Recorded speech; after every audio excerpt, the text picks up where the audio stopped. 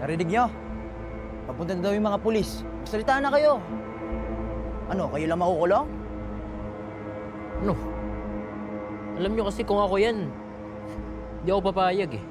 Dapat damay din yung nag-utos. Ano sila, siniswerte? O ano, Jules? Mag-isip-isip ka na. Ano, hayaan nyo lang na kayo lang magdudusa? Ano? Hey, I want this to be done quietly, okay?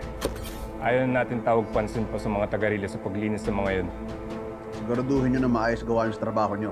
Kung malustong kayo ng mga batang Riles na yan, sa inyo ko gagamitin lahat yan.